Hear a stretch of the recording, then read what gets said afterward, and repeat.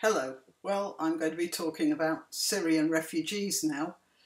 I got a message from a subscriber in Israel yesterday, and it went like this. Here we are very busy with the news of over 130,000 Syrian refugees on the Israeli and Jordanian closed borders. Israel is opening the fences and delivering tons of baby food, medical supplies, food, tents, clothes and shoes.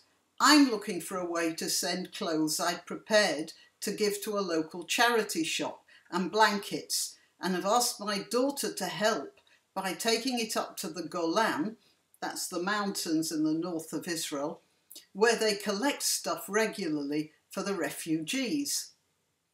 Then she adds, somewhat plaintively, I don't suppose that news is on the headlines in UK.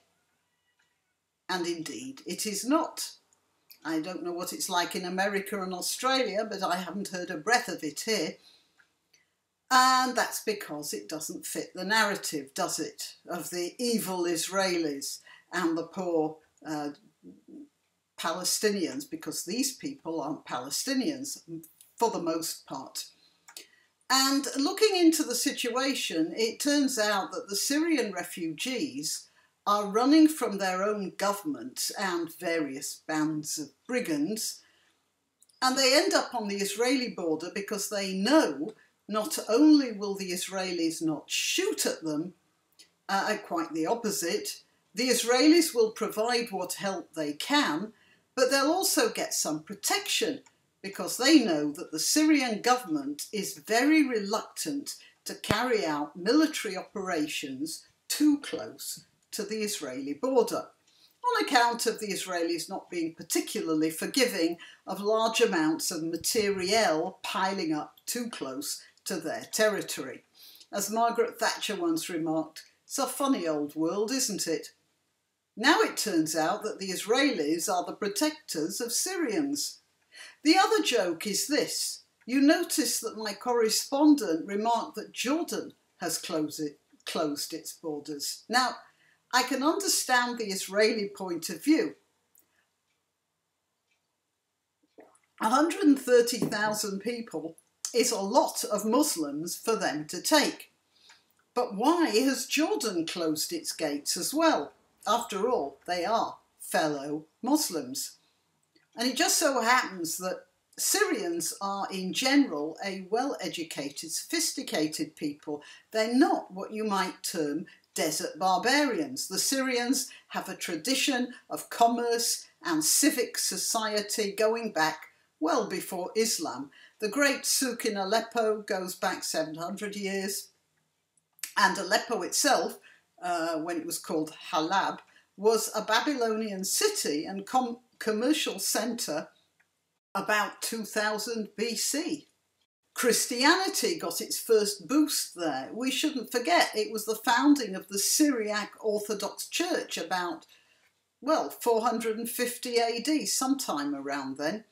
And such people would be an asset to any country. Why isn't Jordan sucking them in? Well, it's true that there are an awful lot of them, and Jordan isn't that big itself, but it isn't that. The problem is the Palestinians. They have some power in the Jordanian government, and they will be putting pressure on them not to take these people.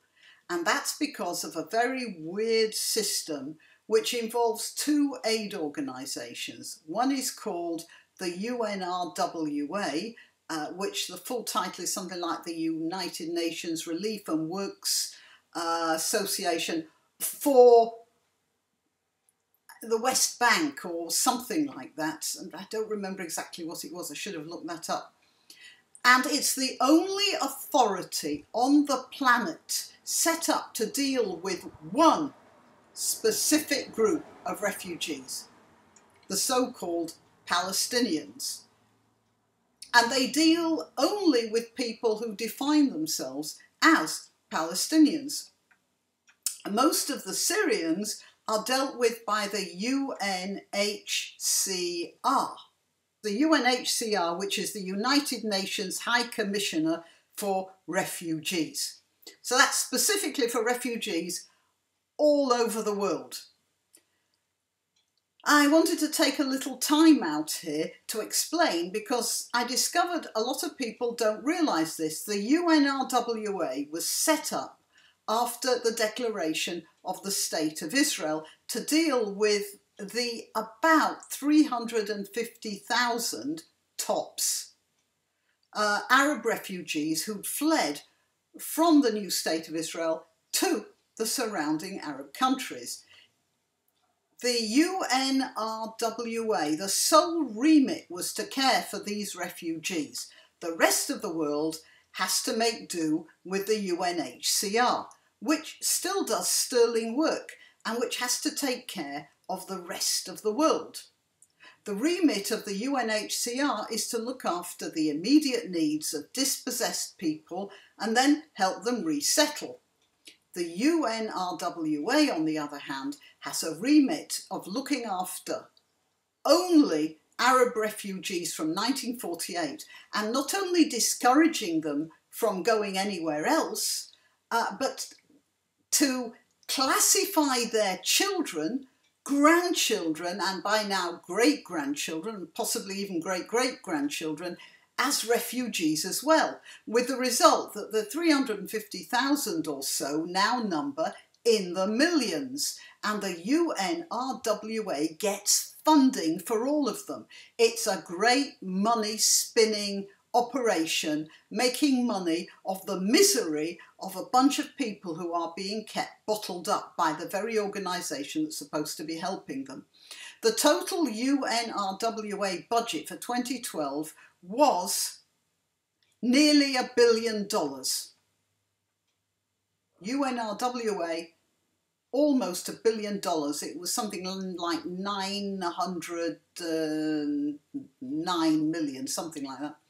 While the UNHCR had an income in 2014 just short of $3 billion.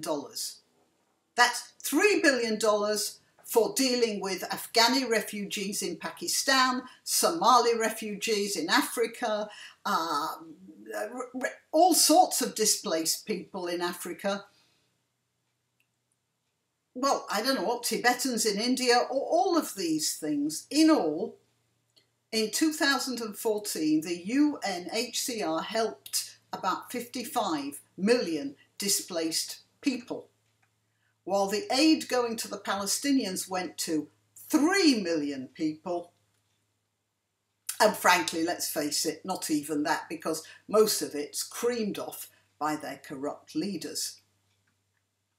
And back to the Syrians. The UNHCR says it has managed to amass only 20% of the funding needed to deal with the Syrian crisis.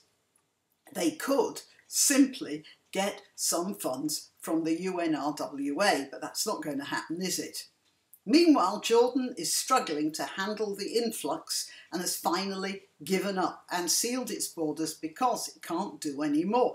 And despite the fact that we can all say, well, it's karma, they started it by not letting the Arab refugees integrate in the early 50s like they did everywhere else in a war-torn world. You don't hear of German refugees stranded in festering camps on the borders of Czechia, do you? And even the Muslims who ran from India to Pakistan, and the Hindus who ran from Pakistan to India, the establishment of the state of Pakistan, are all settled now in their new countries and without special refugee status for their great-great-great-grandchildren, and without special refugee organisations in place designed to keep them angry and dispossessed. Jordan was one of the main drivers of this problem, and now it's coming back to bite them. But despite that, I do feel sorry for them, because they did actually try with the Syrians. They did try to look after them, and they have looked after a lot, but the strain was too great. There were just too many of them, and Jordan can manage no more. It really can't. It really can't. Saudi Arabia could, of course, but they're not going to do that, are they? Meanwhile, there's a humanitarian catastrophe, bigger than almost anything we can imagine, brewing on the borders of Syria.